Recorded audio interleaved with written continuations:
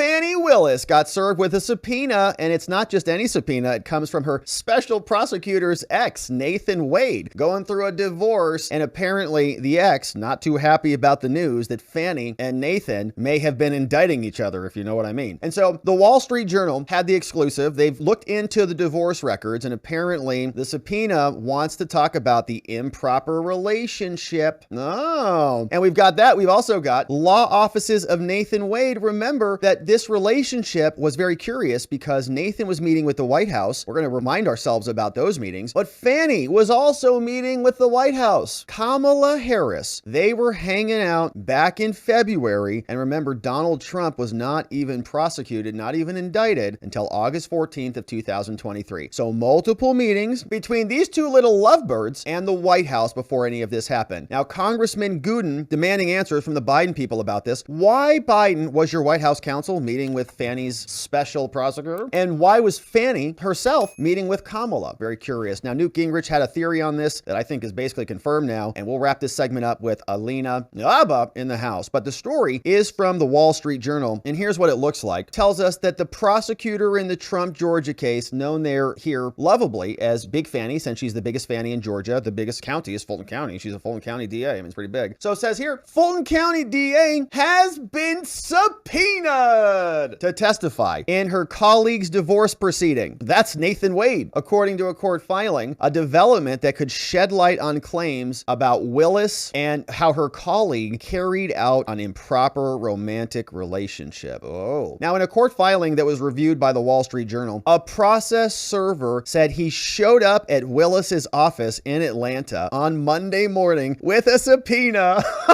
Oh, man. Oh, that's just great. Seeking her testimony in the Cobb County divorce case of Nathan Wade. Fani got served. Wow, that's just great. At her office. I was thinking they got her at home. They walked right in here. Fulton County DA's office. Hey, where's Fani Willis's office here? I'm a process server. Everybody points to her office like, she's back there. Go get her. Go get her. And they let him in. You know, normally like a process server, you can make it hard. You know, you tell Fani, hey, process server's here. Get the hell out of here. She leaves. She goes back over to Nathan's house. Amazing. They got her. A lawyer she hired as special prosecutor is Nathan Wade, and his wife called Jocelyn Wade are apparently getting divorced. The process server said, oh, here it is. There it is. Said he left the subpoena. Okay, she didn't get it, right? So I jumped it. I should have read further. Filed by Jocelyn Wade's lawyer with her executive assistant. Okay, so Fani made a beeline for the door, which is how this normally works, right? I was going to say, there's no way they actually got her there. So the process server said, hey, I went to her office. I left it with her executive assistant. I don't know in Georgia if they're going to count that as actual service. I don't think so. I think that they got to actually get it to Willis, and the process server tell that. We'll see what the judge says. But regardless, a Willis spoke, hilarious. Either way, hilarious that they went to her office. Okay, now everybody knows. Everybody knows. I mean, they already knew because the little love affair was already made public yesterday, but now it's like, oh crap, they're showing up at our office. So they have to respond. And I've been scouring the interwebs all day today to see if Fani or Nathan or somebody responded, and there's no response. They're running away. So a Willis spokesman declined to comment on Tuesday about the subpoena, but he said previously that the prosecution would be responding in a court filing to the allegations of the improper relationship. Now, Willis's office hadn't filed a response as of noon on Tuesday. Of course not. Wade also didn't immediately respond to a request for comment left on the voicemail at his law office, and a lawyer for Jocelyn Wade also didn't immediately provide a comment either. Man, this thing is blowing up. It's great. The subpoena was served on Monday, just hours before one of Trump's co-defendants filed a motion laying out allegations of misconduct by Willis and Nathan Wade, including of an improper clandestine personal relationship. They went on cruises together during the pendency of the case. Now, according to the motion, which we read yesterday, which was a lot of fun, the lawyer Ashley Merchant asked the judge to disqualify her. Merchant said that the sealed records from the divorce case, which she got, remember, she went and says, I got them all. And she says, I viewed those before the court limited access to the documents. They substantiate her claims.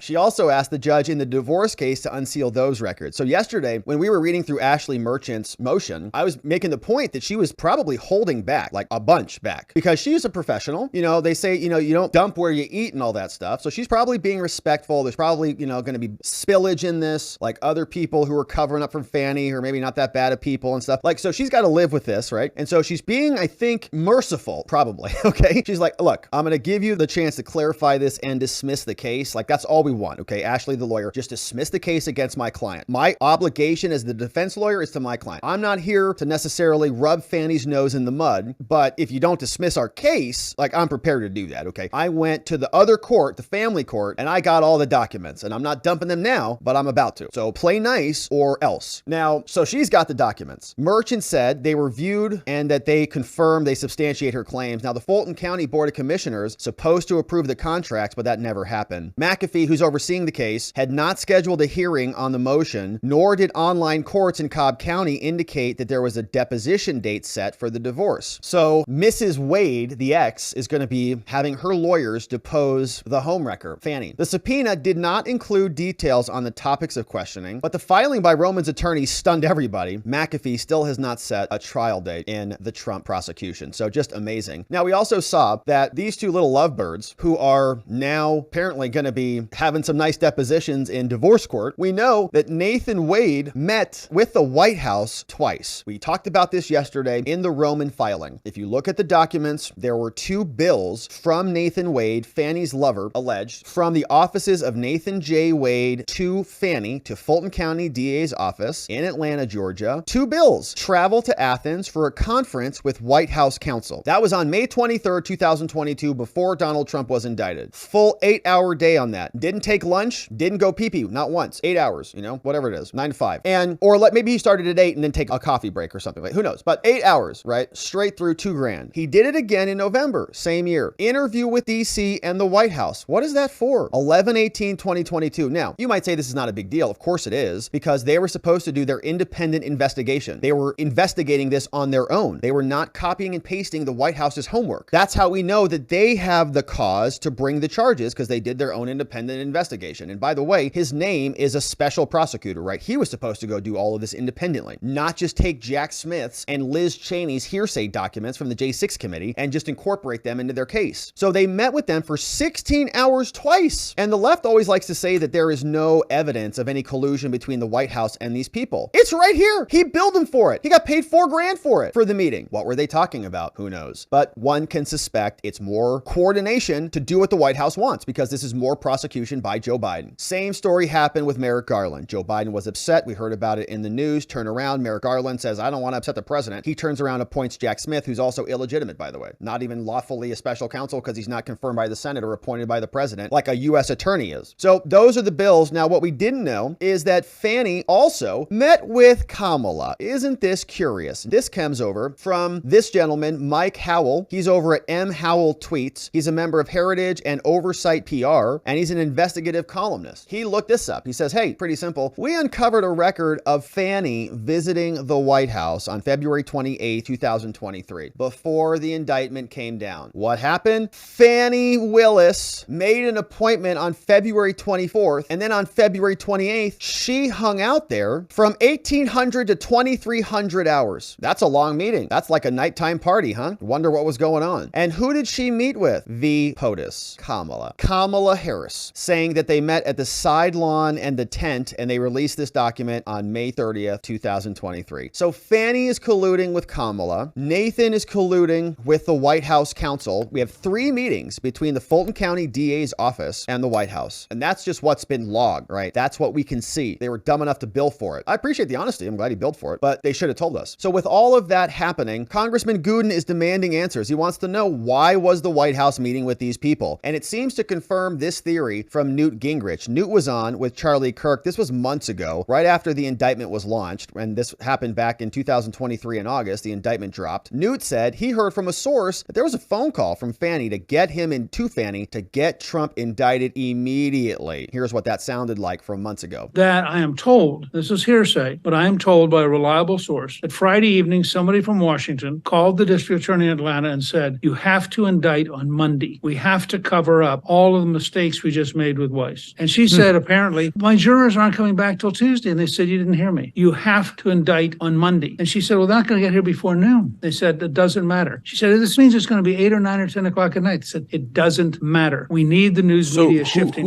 Who made that phone call? We don't know. And I'm telling you up front, this is hearsay, but it's from a person who has remarkably good... I totally believe it, though, because that would explain why they leaked and they messed up on the clerk document, why she was exhausted, and why they had the 11 p.m. press conference, Mr. Speaker. Exactly right. Charlie nailed it. And it was rushed. Right? We covered it. They were all panicked. Documents were flying all over the place. Like, what the heck? Where did this come from? Because they got that phone call. Because Fani and Nathan, the lovebirds, were meeting around with the White House. Now, there is one congressman who wants to know more about this, and he sent a letter over to the White House. This is Lance Gooden. He's from the great state of Texas, and he says to Joseph Biden at the White House, he says, Dear President Biden, so-called, recent revelations about meetings between the Fulton County Fani and her romantic partner called Nathan and your White House, Kamala, and the Counsel are deeply troubling. Now, these meetings, which occurred twice in 2022 before Trump was charged, raise significant questions about the impartiality and the integrity of the legal process, saying this is not the only time allegations of White House collusion with, quote, independent prosecutors have arisen. White House logs have also revealed that your senior staff were meeting with the special counsel Jack Smith's top aide just days before the charges were filed against Trump. So why are White House logs showing that senior staff are meeting with Jack Smith if he's independent, not meeting with the White House? That's weird. Now, such a meeting between the DOJ and the White House office amid an investigation into their political enemy, Trump, and a major political opponent raises serious concerns over the intent of the meeting and the motive behind these charges. Now, it has come to light that Mr. Nathan Wade, the special prosecutor, while working on the investigation into Trump's alleged interference, billed Fulton County for two separate meetings with the White House back in May and November of 2022. And this information, revealed in a recent court filing by Mr. Roman, shout out, suggests a concerning level of coordination between the White House and those leading these politically sensitive investigations. Now, the implications of these meetings are profound. They suggest that the Biden White House may have been inappropriately involved in or informed the political prosecution of a former president and a major political opponent. Now, this is especially concerning given the alleged personal relationship between Willis and Wade and the financial benefits that they reportedly received during the course of the investigation. Now, this situation is not just a matter of legal ethics, writes the congressman. Says Biden,